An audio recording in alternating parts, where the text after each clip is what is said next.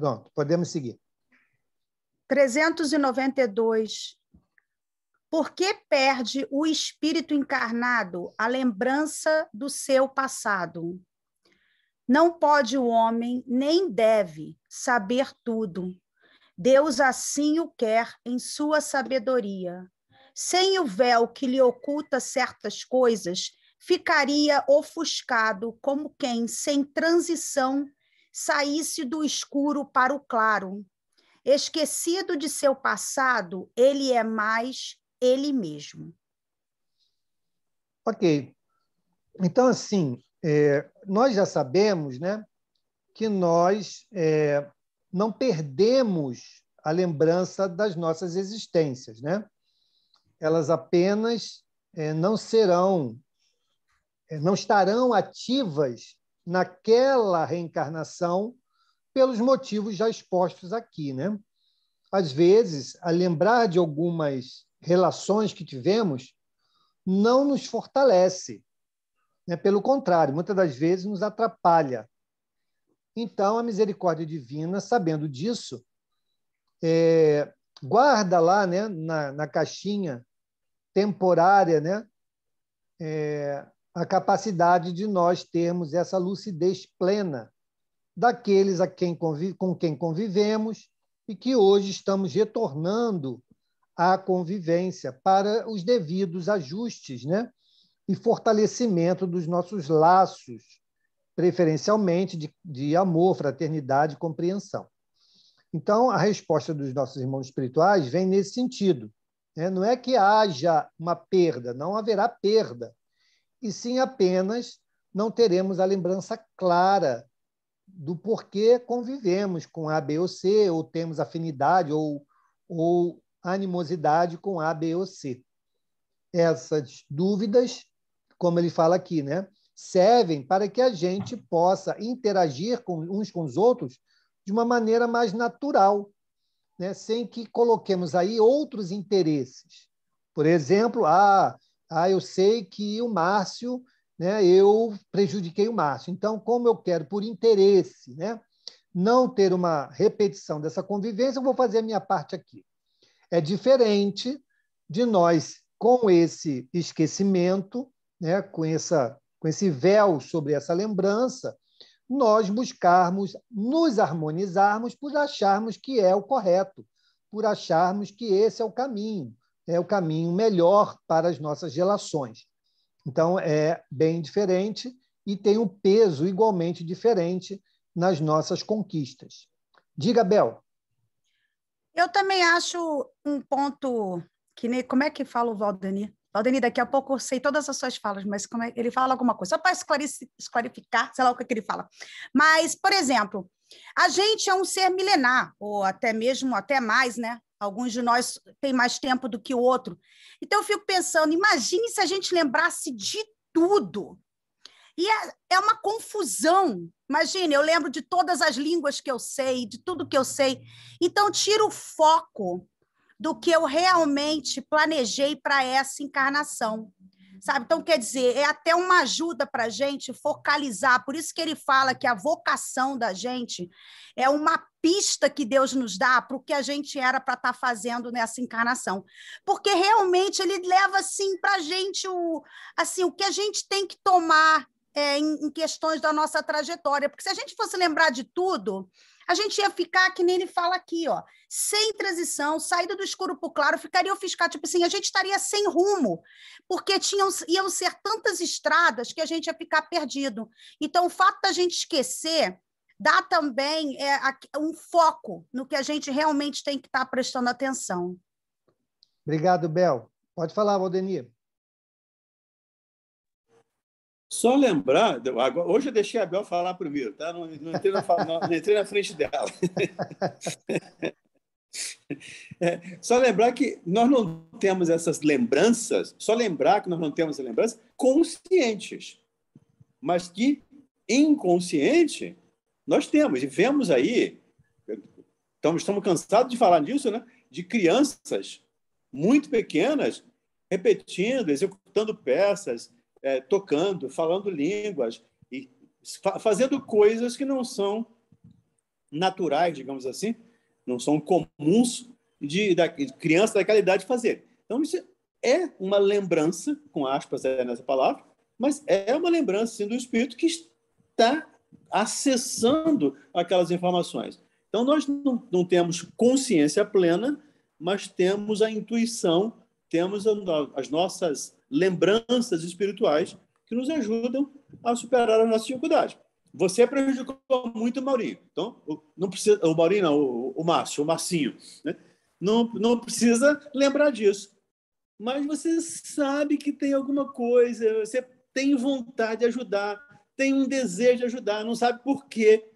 E aí a gente vai na intuição, que é um bom conselheiro para a gente não errar de novo, não prejudicar de novo o Marcinho aí, nessa nova encarnação agora. Obrigado, Valdemir. Diga, Léo. Está sem áudio. Agora sim. Agora sim. Nisso, né, até pela sua oração inicial, Mauro, e o que a Bel falou, e o que o Valdemir também, é para não atrapalhar também o nosso livre-arbítrio, né? Porque senão você ficar sabendo, aí você, opa, né, pode fazer uma grande confusão. E, na verdade, não é bom a gente ficar sabendo, até pelas confusões, como a Bel já adiantou, já falou. Eu conheço, por exemplo, duas pessoas, né, que fizeram regressão. Valdemir, que é o profissional da área, né, acho que sabe, né, mais ou melhor do que a gente, e são pessoas que são arrependidíssimas de terem feito esse tipo de trabalho, porque viram situações lá atrás e carregam esse peso nas costas até hoje, de que isso não foi bem. Se a gente não lembra, a sabedoria divina, ela fez isso porque seria o melhor para a gente. Quando a gente tenta buscar isso, na verdade, a gente está se prejudicando, né? É verdade. A gente está derrubando uma barreira que foi suspensa para a nossa própria proteção, né? Mas, a nível... Assim, eu entendo o seguinte, o Valdemir pode até explicar melhor. Eu vejo o seguinte, os recursos, quando chegam no seu tempo, com o propósito de ajudar o avanço, né, da humanidade. Então, a regressão ela veio como uma ferramenta, né, terapêutica, né, de análise pelo profissional adequadamente capacitado. E eu acho que é isso que cabe, né? Então, o bom profissional que sabe conduzir essa ferramenta, ele fará o acesso até onde é necessário e o devido retorno para que esse conhecimento não venha se tornar um problema, né? Mas, como nós somos muito curiosos e temos profissionais de todos os tipos, onde colocamos muitas das vezes a ética na gaveta, a gente atende à necessidade, né, à vontade do outro, esquecendo das consequências que, porventura, elas podem advir, né?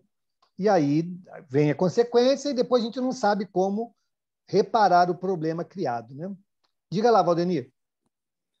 Você abordou bem a questão, praticamente liquidou o fato.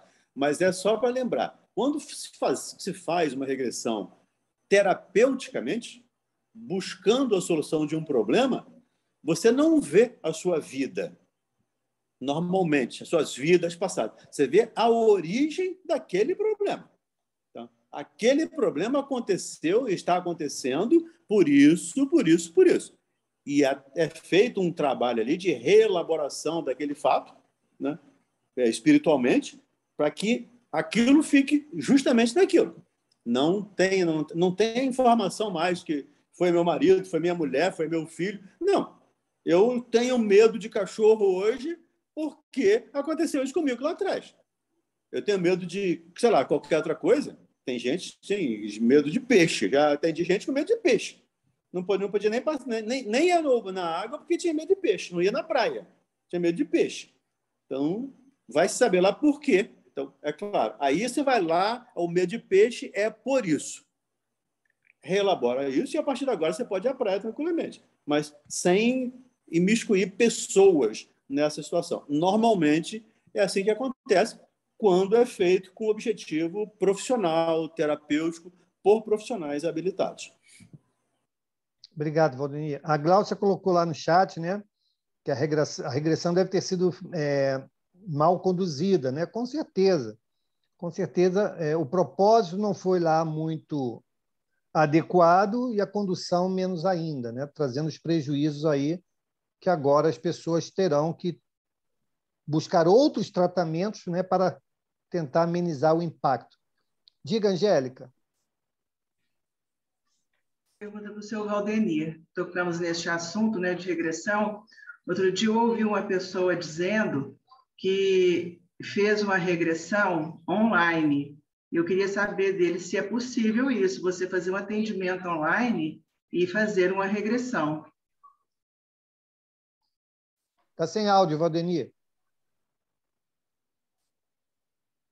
Se você não tiver feito toda uma anamnese, se não conhecer bem a pessoa, se não conhecer bem a história da pessoa, não vai dar certo.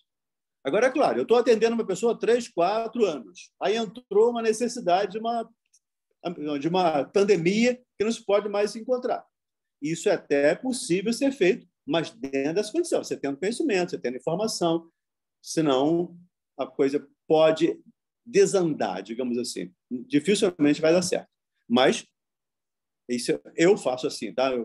Entendendo que outras pessoas têm a liberdade de fazerem como elas quiserem, mas eu não concordo.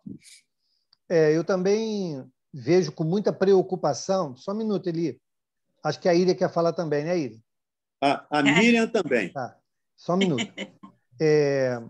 Eu também vejo isso com muita preocupação pelo seguinte, e aí o Valdenito aí pode me corrigir se eu estiver errado. Tudo que nós pensarmos em fazer virtualmente, nós temos que ter uma garantia, que é o quê? Que aquela comunicação não se interrompa. Porque se você está conduzindo a pessoa num mergulho dentro dela mesma e ela está sendo conduzida por você nesse processo, e a comunicação se encerra, se interrompe, como é que você vai estar no controle daquilo? Então, tem certas coisas que você tem que garantir as premissas de segurança. E um trabalho desse não garante premissa de segurança. Assim como o trabalho, não é crítica, tá, gente? Quem quiser, como o Valdenir falou, quem quiser fazer, faz do seu jeito. Estou falando aqui dentro do mínimo razoável do bom senso. Como as pessoas vão, por exemplo, desenvolver trabalhos mediúnicos à distância. Trabalho de desobsessão à distância. Desenvolvimento mediúnico à distância. Precisa do mesmo princípio. Ou seja, garantir a segurança. Não é só garantir a segurança da ambiência, não. É a garantir a segurança do transcorrer do trabalho. Se a comunicação se encerra e o médium lá do outro lado, que deu a passividade, se garantindo no que o esclarecedor vai levá-lo e trazê-lo de volta naquele diálogo, e aquilo se encerra, e o médium envolvido pelo espírito, muitas das vezes, não só sofredor como mal intencionado, você pode ter problemas. Então, tem certas coisas que é melhor, né, a gente garantir os requisitos, e a segurança é um principal dos requisitos, do que nós nos aventurarmos e contarmos com o ovo na galinha, né? Acho bastante cautela nessa hora é muito importante. Diga, Miriam. Não, eu queria só relatar um fato, que eu fiz uma regressão por causa de alguns traumas que eu tinha e me ajudou muito. Foi dessa forma que o Valdemir colocou aí. Em relação a algumas coisas que eu não conseguia fazer, porque no passado eu tinha que fazer obrigada. Uma delas era, eu detesto peixe. Eu, quando era criança, era obrigada a comer peixe e lavar, entendeu? Então, a regressão, para mim, me ajudou muito. E outras coisas mais. Então, é questão de profissional, de anamnese, de conhecimento, ou seja, do profissional nos conhecer. Quando ele é capacitado mesmo, é bom sim, tá? Eu sou uma prova disso. Nossa, para mim foi muito bom. Foi o que nós estamos falando. Quando o profissional, né, sabe conduzir o processo, é uma ferramenta que veio para ajudar, de fato. Isso, né? Exatamente. Exatamente. Obrigado. Para mim foi bom, nada. Eu que agradeço. Antes de passar para o Rafael, vamos passar aqui para a Ira, depois para a Eliane, e assim nós vamos caminhando, tá bom? Depois para o Pedro. Depois para o Pedro. Diga, Íria. Não quero falar, não. Ok, obrigada, boa noite a todos. Obrigada pela oportunidade. Eu queria também relatar um fato rapidamente que aconteceu comigo. Alguns anos atrás, eu busquei a regressão com um psiquiatra aqui na minha cidade. E eu tinha muita fé, muita confiança que eu fui aconselhada pela psicóloga, na verdade, que me tratava na época, e ela me orientou. E esse médico é muito famoso nessa questão, nesse quesito. Então, eu busquei, só que eu demorei até a terceira sessão para poder realmente fazer a primeira lembrança, a primeira recordação. O primeiro fato me trouxe quando eu tinha em torno de 5 a 6 anos, e eu lembrei exatamente o que aconteceu naquele dia. E pelo que eu vi, o que aconteceu, eu fui aconselhada, o médico aconselhou, eu não segui mais adiante. E isso foi esse fato que eu retornei foi nessa vida já, quando eu tinha 5, 6 anos. E lembrei, assim, exatamente tudo o que aconteceu naquela época. E eu não quis mais, eu dispensei, não quis mais fazer. E por que eu busquei isso? Eu busquei na época porque, assim, eu sempre fui uma pessoa muito... nunca estava em casa. Eu vou explicar melhor. Sempre parece que eu estava em busca de ir para casa. Eu precisava ir para casa. Eu estava na minha casa e eu nunca estava em casa. Eu nunca me sentia em casa. E aí eu fui aconselhada a fazer isso. Só que isso não adiantou. E aí passou, eu nunca mais fiz, não mexi mais nesse assunto. Aí, depois de uns tempos, agora faz uns 12 anos mais ou menos que eu me aprofundei mais na doutrina e estou buscando mais. E eu vi outro dia um vídeo do Jorge Larrat, ele falando sobre os capelinos, sabe? Sobre a história da raça adâmica e tal. E aquilo mexeu tanto comigo, mas tanto comigo, aprendi tanto naquele dia, que eu descobri de onde que eu vim. É por isso que eu quero dizer, quer dizer, eu acho, mas eu quero ouvir a opinião de vocês. Eu acho que é por isso que eu nunca me sinto em casa. Sempre parece que eu tenho que ir para casa. Quando minha mãe estava viva, eu queria ir para casa. Eu estava casada já com a minha família, mas eu precisava, uma necessidade de ir para casa. Daí eu pensava, então eu vou visitar minha mãe que vai passar. Eu ia, visitava minha mãe e voltava de novo. Não era. Quando eu estava na casa da minha mãe, parecia que eu tinha que voltar para casa. E nunca achei qual que era a minha casa, sabe? É um problema muito sério essa questão. Eu quero ficar aqui, mas também não quero morar aqui, mas também não quero. E agora que a minha filha foi estudar lá na França, está bem complicado para mim, que estou morando sozinha.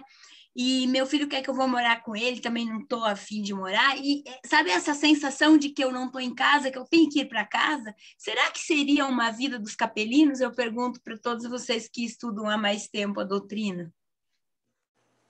Olha, Íria, eu vou iniciar aqui a conversa, né? Depois os irmãos podem se manifestar. Na espiritualidade, no que diz respeito às nossas análises, né? O nunca e o sempre estão sempre fora. Entende? Porque nós não temos como comprovar isso. Okay? Não tem como eu confirmar, você veio, você é uma capelina. A leitura que você fez, a palestra que você ouviu, se encaixou dentro das suas necessidades. E aí você se achou confortável nesta possibilidade. É uma possibilidade? É, como tantas outras. Né? Eu já contei o caso aqui da menina indiana que nasceu a alguns quilômetros da onde ela tinha vivido em outra encarnação e ela não se achava encaixada naquela família. Até que ela encontrou a antiga família, que ainda estava viva, e ela imediatamente se reconheceu ali. Né? Reconheceu o pai, reconheceu a mãe e reconheceu o local onde ela estava.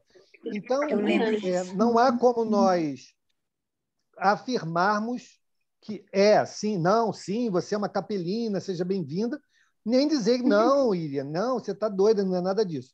Não temos como afirmar nem uma coisa nem outra. O que você teve acesso encaixou dentro da sua necessidade.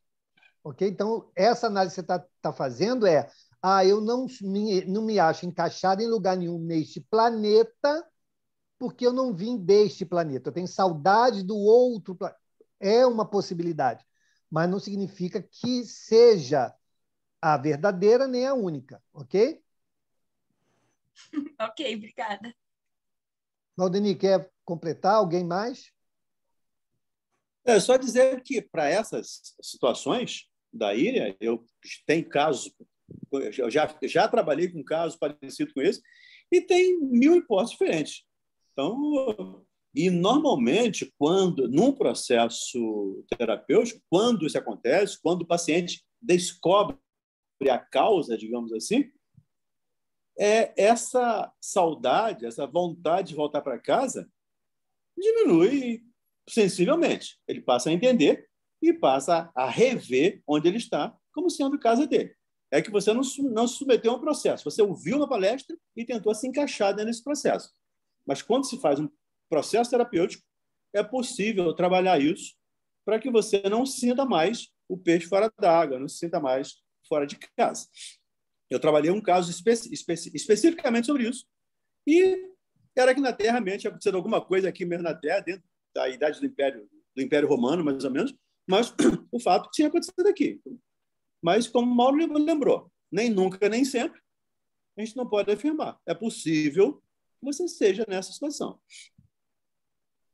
Ok. Eliane, pode falar, Eliane. Oi.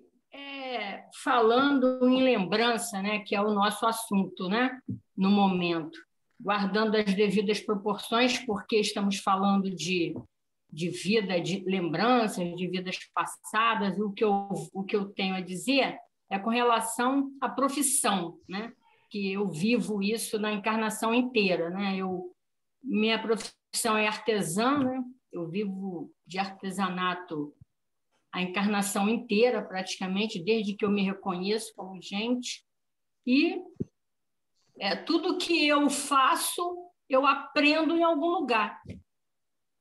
Eu nunca fiz curso em lugar nenhum, oficializado, escola nenhuma, nada.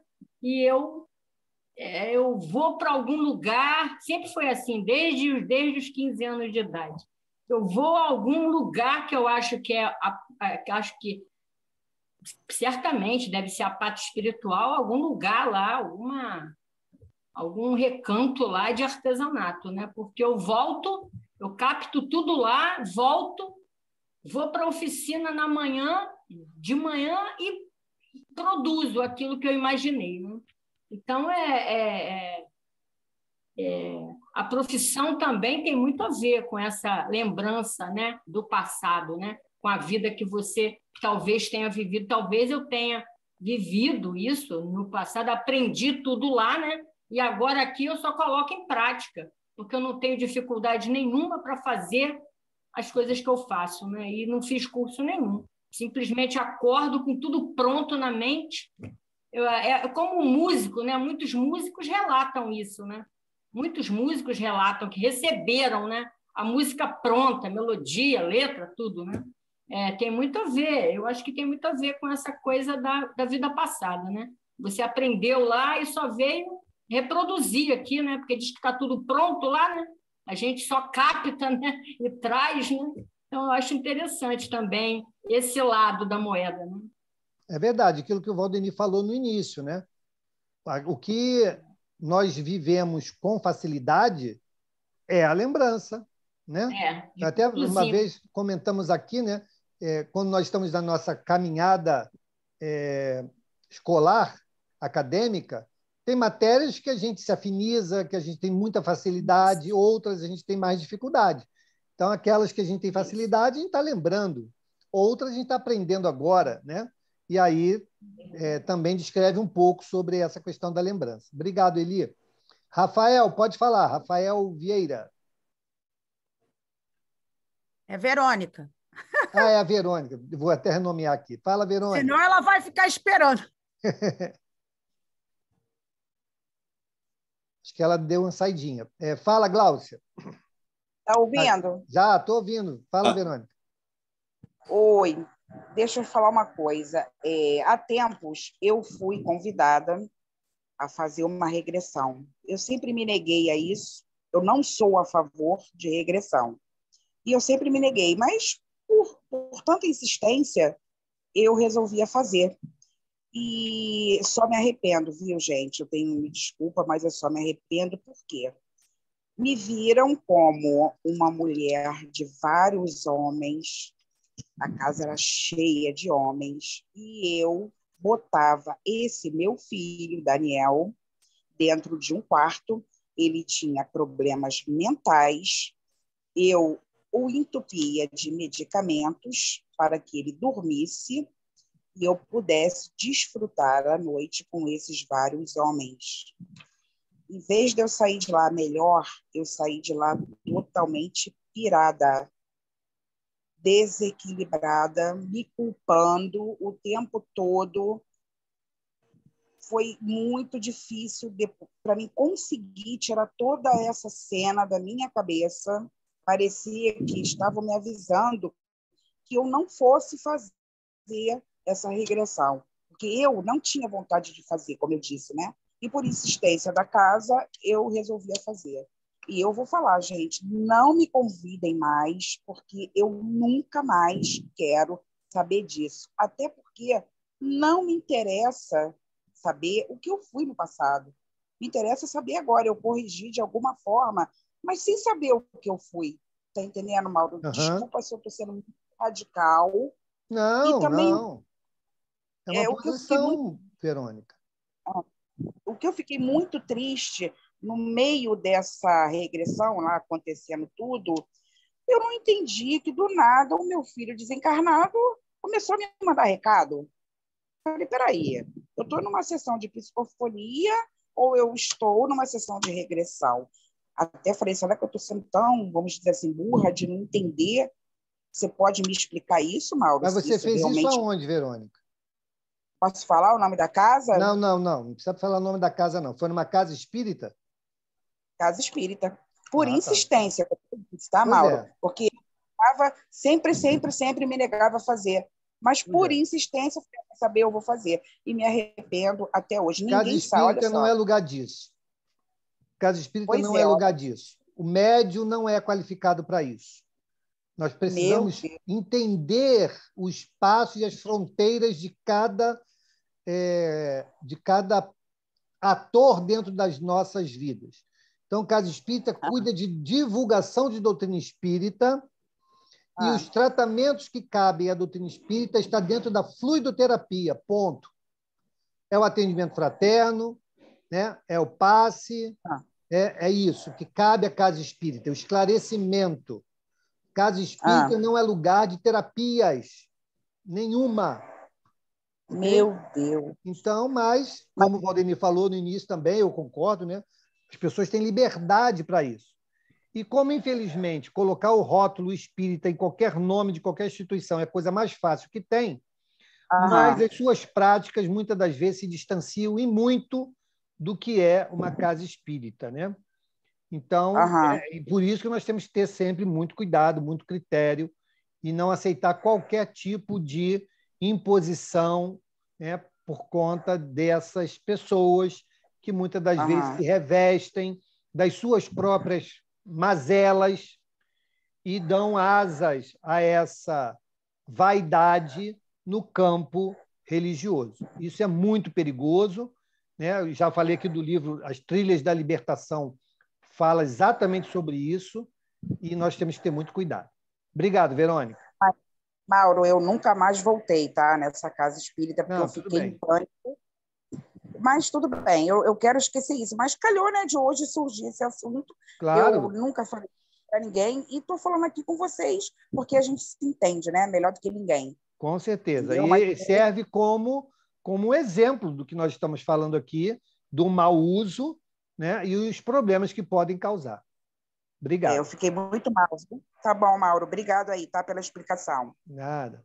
Gláucia, pode falar. Depois é o Pedrão. Essa coisa de saudades, eu tinha muitas saudades também, não entendia do quê. Sentia muitas saudades a minha vida inteira, sentia uma saudade de apertar o coração. E eu não cheguei a fazer terapia em relação a isso, não. Mas quando meu filho nasceu, essa saudade passou. Então, acredito que ele tenha sido uma alma querida e quando ele nasceu, eu reencontrei e aí calmou as minhas saudades. É só uma experiência que eu tive, que eu queria dividir. Obrigado, Gláucia. Bom, a Cíntia fez uma pergunta aqui no chat e diz: dúvida, quem é apto a fazer uma regressão? Vou deixar a resposta para o Valdemir, porque ele é psicólogo, tem essa especialização e ele, melhor do que ninguém, pode nos falar sobre a temática. Um profissional da área psicólogo ou psiquiatra, com o curso de extensão de pós-graduação. Então, faz a graduação na área normal e faz depois um curso de extensão. Eventualmente, outros profissionais, mas que estejam envolvidos com saúde, até pode fazer, mas normalmente são os profissionais psi com o curso de especialização que estão aptos a fazer isso. Mas é um curso stricto sensu, não é, Valdenir? Para a área de saúde, sim, não é? Sim, um curso stricto sensu. Stricto sensu. Ok. Sim. Diga, Bel. Ah, não, Pedrão. Pedrão, você ainda quer falar? Tadinho do Pedro, ele levanta a mão 2 anos. Vai lá, Pedro.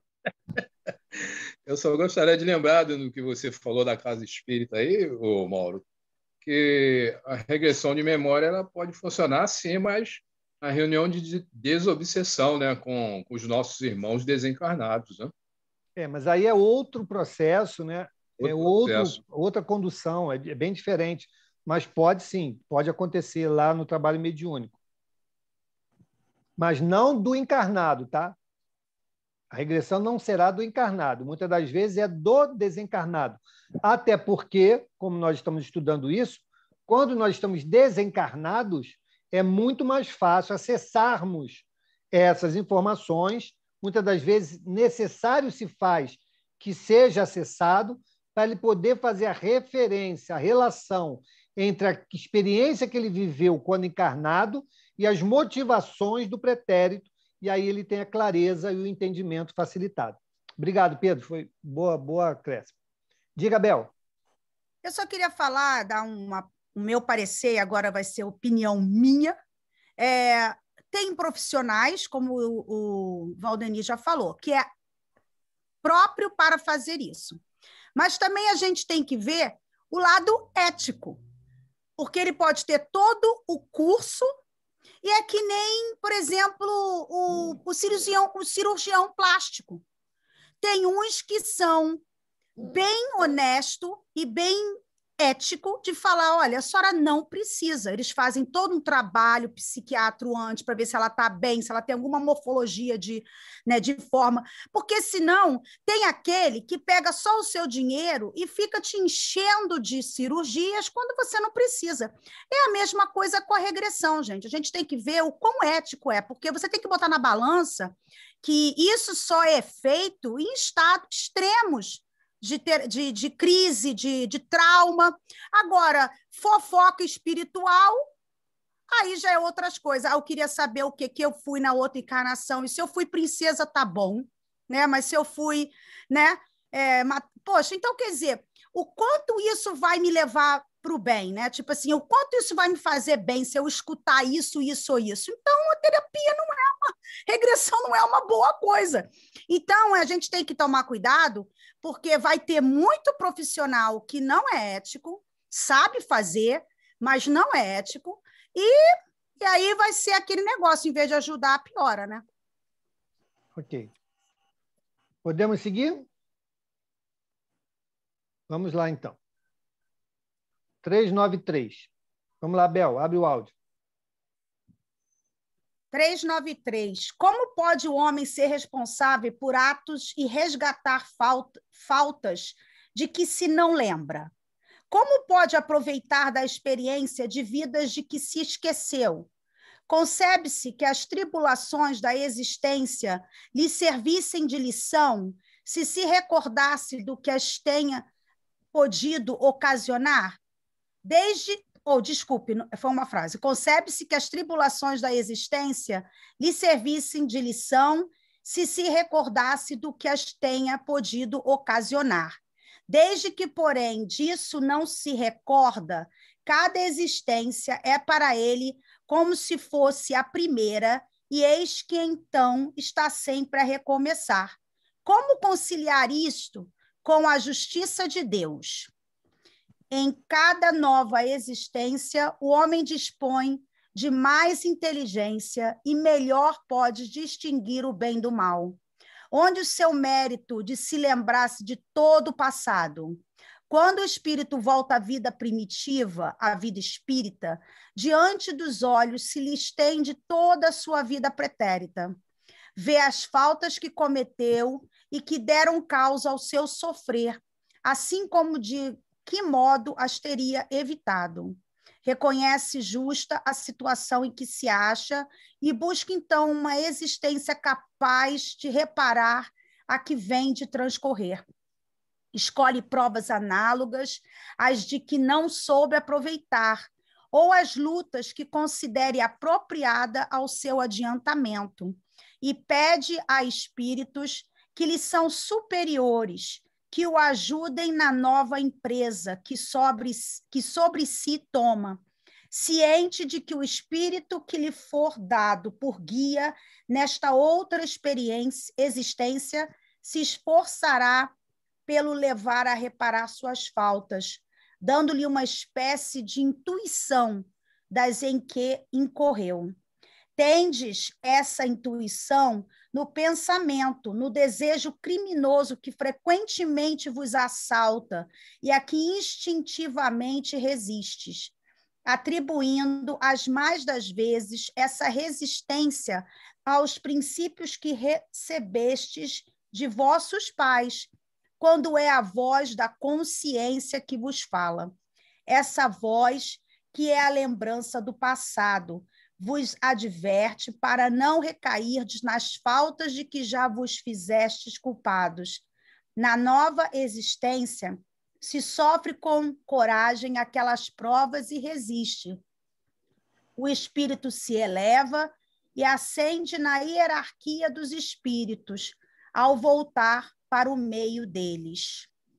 Não temos, é certo, durante a vida corpórea, lembrança exata do que fomos, nem do bem ou do mal que fizemos em anteriores existências.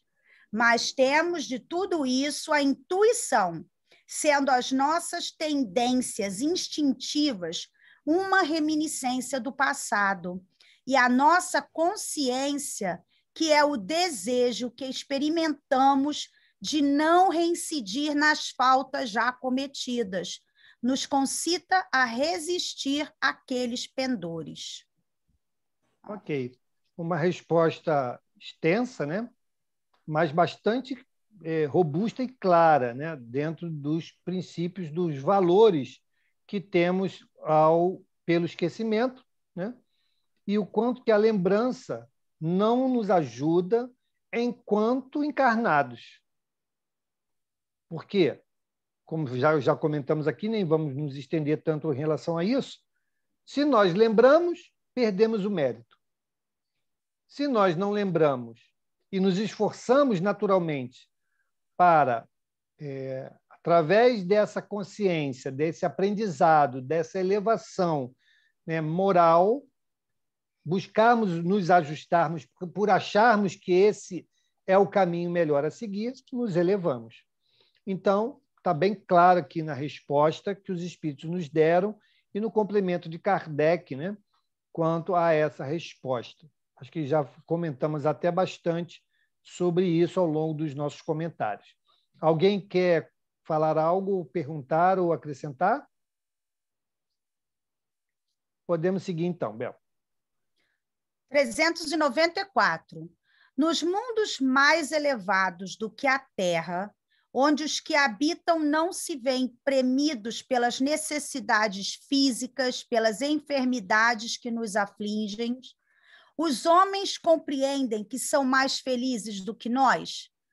Relativa é, em geral, a felicidade. Sentimos-la mediante comparação com um estado menos ditoso, visto que, em definitivo, alguns desses mundos, se bem melhores do que o nosso, ainda não atingiram o estado de perfeição, seus habitantes devem ter motivos de desgostos, embora de gênero diversos dos nossos. Entre nós, o rico, conquanto não sofra as angústias das necessidades materiais como o pobre, nem por isso se acha isento de tribulações que lhe tornam amarga a vida. Pergunto, então, na situação em que se encontram. Os habitantes desses mundos não se consideram tão infelizes quanto nós, na em que nos vemos, e não se lastimam da sorte, olvidados de existências inferiores que lhes sirvam de termos de comparação? Bel, só um minuto. Antes da gente ir para a resposta, então Kardec aqui ele está tentando fazer um paralelo entre os mundos mais adiantados, como é que seria essa questão da lembrança, né, das vidas anteriores em mundos mais adiantados com relação ao nosso atual. Então, a gente já vê aqui que Kardec já começa a pegar os princípios que os espíritos trouxeram, né, para colocar nos próprios questionamentos. Então, aqui na pergunta elaborada por Kardec, ele já coloca lá a situação. Se não chegou à pureza, qual é o tipo de aflição? Será que eles ainda assim precisam do esquecimento ou não? O processo pelo qual eles passam é diferente do nosso? Então, é nesse contexto que Kardec fecha o questionamento. E aí vamos à resposta dos espíritos. Cabem aqui duas respostas distintas. Há mundos, entre os de que falas, cujos habitantes guardam lembrança clara e exata de suas existências passadas. Esses, compreendes, podem e sabem apreciar a felicidade de que Deus lhes permite fluir. Outros há, porém, cujos habitantes, achando-se, como dizes, em melhores condições do que vós na terra, não deixam de experimentar grandes desgostos, até desgraças. Esses não apreciam a felicidade de que gozam, pela razão mesma de que se não recordarem de um estado mais infeliz. Entretanto, se não a apreciam como homens, apreciam-na como espíritos. Continua? Só um minuto, Beto, depois vai vir um comentário aí de Kardec, né? Então, aqui os espíritos dizem exatamente isso. Lembra que nós falamos com a Íria, né? Que não existe receita de bolo, um padrão que vai se repetir para todo mundo igual? A mesma coisa que está na resposta. Existem, com certeza, mundos em que nós, numa condição, por exemplo, na categoria dos bons, né? Onde nós já temos a bondade dentro de nós como algo natural, onde nós não precisamos nos esforçar para pensar em fazer o bem, né? Então, muito provavelmente, sim, lá nós teremos as nossas lembranças, né? Aquelas que, porventura, não vão comprometer o nosso processo de aprendizagem, porque, como ele falou bem, não chegamos à perfeição. Então, se nós não chegamos à perfeição, precisaremos viver experiências que ainda não vivemos, e nessas será, sim, colocado na balança o que é útil lembrar e o que não é útil lembrar para essas experiências, mas outras, né, que não vão comprometer a nossa reencarnação, aquela experiência com aqueles que vamos conviver, poderemos tê-la em detalhes, como diz aqui na resposta os irmãos espirituais. Então, e outros iguais a nós aqui, né? Que o esquecimento é uma dádiva, é uma bênção. Então, só para que a gente possa compreender, dentro dessa escala de progressão, como as coisas vão acontecendo.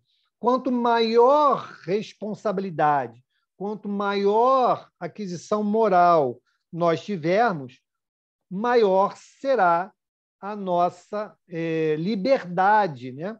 Essa capacidade de nós lembrarmos das nossas existências e usá-las em prol, em benefício da nossa própria condição e também daqueles que convivem conosco. Prova disso são as obras literárias que nós lemos. O que eles estão descrevendo ali? A lembrança das vivências que eles tiveram e vão nos trazendo em riquezas de detalhes, com nomes, lugares, vestimentas, situações. Porque tudo isso é uma prova de que o nosso acervo, né, de vivências está ali intacto, né, sendo acessado na medida da necessidade. Pode seguir, Bel. no esquecimento das existências anteriormente transcorridas, sobretudo quando foram amarguradas, não há qualquer coisa de providencial e que revela a sabedoria divina? Nos mundos superiores, quando a sua recordação já não passa de um pesadelo longínquo, é que as vidas desgraçadas se apresentam à memória. Nos mundos inferiores, a lembrança de todas as que se tenham sofrido não agravaria as infelicidades presentes? Concluamos, pois, daí que tudo que Deus fez é perfeito e que não nos toca criticar-lhe as obras, nem lhe ensinar como deveria ter regulado o universo. Gravíssimos inconvenientes teria o nos lembrarmos das nossas individualidades anteriores. Em certos casos, humilhar-nos-ia sobremaneira. Em outros, nos exaltaria o orgulho, empiando-nos, em consequência, o livre-arbítrio. Para nos melhorarmos, dai-nos Deus exatamente o que nos é necessário e basta. A voz da consciência e os pendores instintivos. Priva-nos do que nos prejudicaria. Acrescentemos que, se nos recordássemos dos nossos precedentes atos pessoais, igualmente nos recordaríamos dos relativos aos outros homens, do que resultariam, talvez, os mais desastrosos efeitos para as relações sociais. Nem sempre, podendo honrar-nos do nosso passado, melhor é que sobre ele um véu seja lançado. Isso concorda perfeitamente com a doutrina dos espíritos acerca dos mundos superiores à Terra. Nesses mundos onde só reina o bem, a reminiscência do passado nada tem de penosa. Tal a razão porque neles as criaturas se lembram da sua antecedente existência, como nos lembramos do que fizemos na véspera. Quando a estada que se possa ter feito em mundos inferiores não passará, então, como já dissemos, de mau sonho. Ok. Então, esse fechamento aí, né, de Kardec, ele é bastante elucidativo, né? Acho que vai dirimir todas as dúvidas que a gente tem em relação à necessidade ou não, quando ela se faz útil ou não, né, da questão da lembrança das vidas passadas. E aí nós temos até o Valdemir, que sabe bem essa história, do próprio Bezerra, né, que descreve num livro a experiência que ele teve. E esse finalzinho da resposta é bem conectado com essa fala do Bezerra, né, quando ele descreve uma existência em que ele fez as suas, né, e está bem viva, tão viva que ele trouxe em livro, né? Conta para a gente aí, Valdemir. É a história de um sonho. É uma reencarnação que ele teve na Terra e que ele conta que foi assim um espírito muito, muito atrasado, muito rebelde, muito mau, e, por consequência, teve uma reencarnação em Vênus para resgatar, para ajudar o povo lá, os venusianos, lá e poder superar a dificuldade. Então, como Kardec lembra aqui, para os espíritos superiores, isso não tem nada de sofrimento. O Bezerra olha para trás, conta a história dele, eu fiz isso tudo aqui. Mas ele já faz tanto bem, os espíritos superiores fazem tanto bem, que o bem cobre o mal. Como lembra Pedro lá na sua epístola. O amor cobre a multidão dos nossos pecados. Então, hoje eles amam tanto, têm tanta capacidade de amar, que olham para lá e é como a gente olha para o nosso tempo de criança. Quanta besteira nós fizemos como criança e olhamos e aquilo não nos causa nenhum mal-estar. Eu, como criança, fiz besteira, fiz isso, fiz aquilo, quebrei vidraça, né? Joguei pedra, não sei aonde. Mas isso não me causa nenhum mal-estar, porque é coisa de criança. Para os espíritos superiores, também eles veem o seu passado assim, como coisa de criança. e não sofrem por isso. E está lá, como lembrei, está lá no livro História de um Sonho, que é interessante. Acho que até botei no grupo aí uma vez. Se quiser dar uma lida, é importante. Ok. Alguém quer fazer mais alguma pergunta, alguma consideração? Podemos seguir. Mauro, Oi. Uma que eu não entendi muito bem. Aqui na resposta dos espíritos, eles falam: há mundos entre os de que falas, cujos habitantes guardam lembranças claras, Depois ele fala assim: outros há, porém, cujos habitantes acham, esses guardam lembranças, mas são infelizes.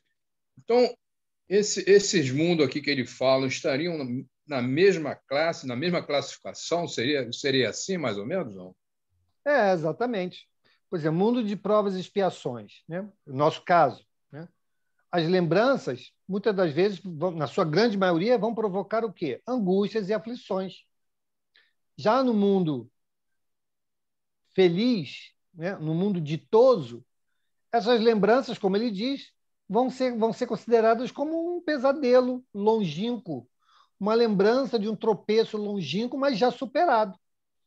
Então, por isso que ele fala em mundos. Não é que o mundo em si fará isso, mas os espíritos que estão convivendo naquele mundo temporariamente, por estarem ali, né, em semelhança de categoria evolutiva, se podemos dizer dessa maneira, vão lidar com essas lembranças de uma maneira muito sofrida, ainda sob o véu da culpa, e não da compreensão da responsabilidade de uma atitude. É completamente diferente.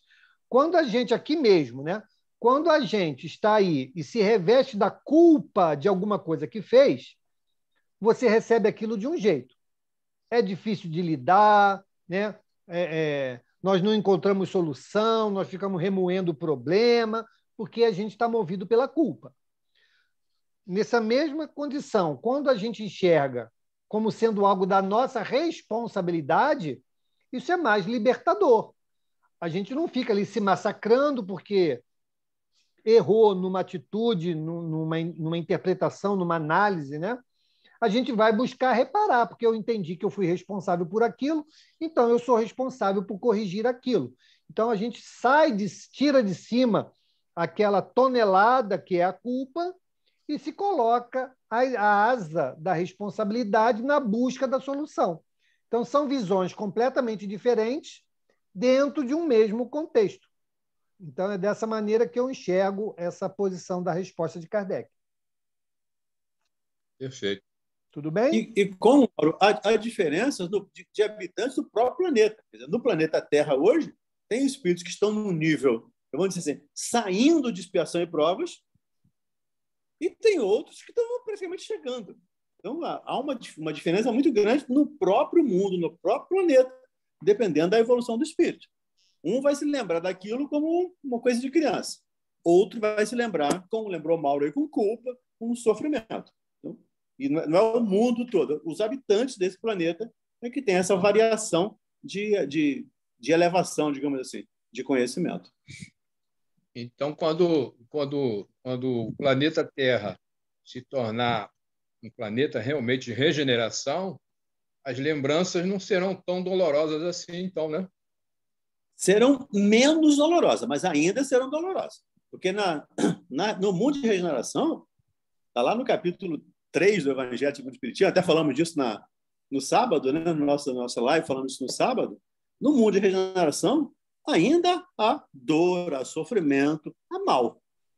Só que o bem está sobrepujando, mas ainda há mal. Então, ainda haverá espíritos, haverá pessoas que, se pudesse se lembrar do passado, ou se lembrar do passado, ainda vai ter sofrimento. Outros não, mas ainda vai ter sofrimento.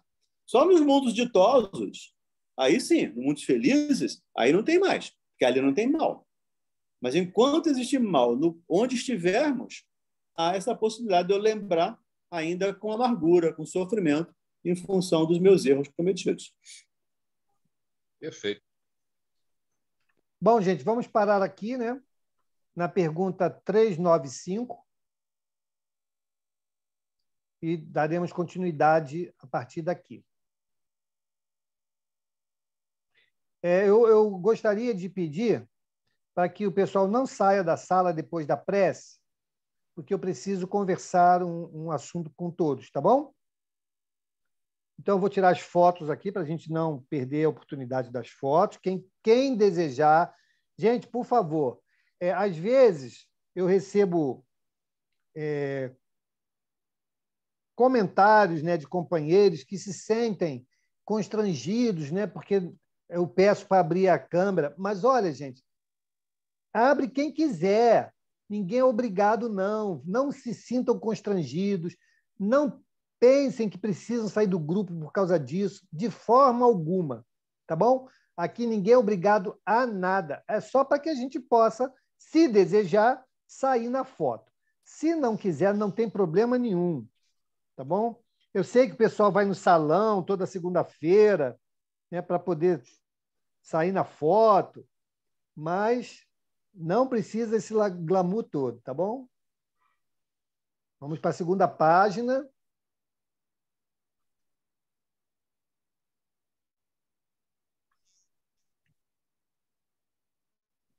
Ótimo.